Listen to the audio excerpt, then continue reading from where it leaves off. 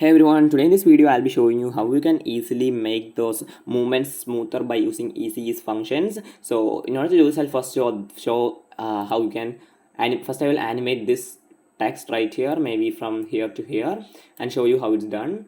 So maybe first I will align it to the center, and then what I'll have to do is first create two keyframes of this one. So position keyframes,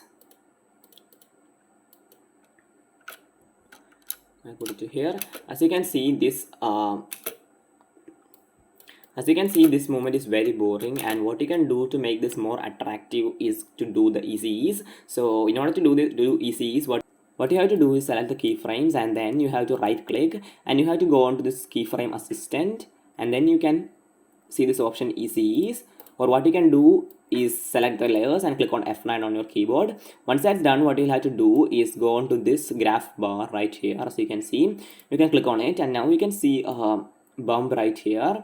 So it represents the speed. If you don't see a graph like me, what you have to do is right click here and now click on the edit speed graph. You have to make it checked. So what after that, what you'll have to do to make this transition, make the movement smoother is get to this point, and then you can drag these arrows, as you can see.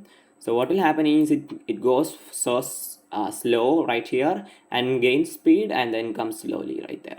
As you can see, the movements are more smooth now. And what you can do to make it more smooth is add the motion blur.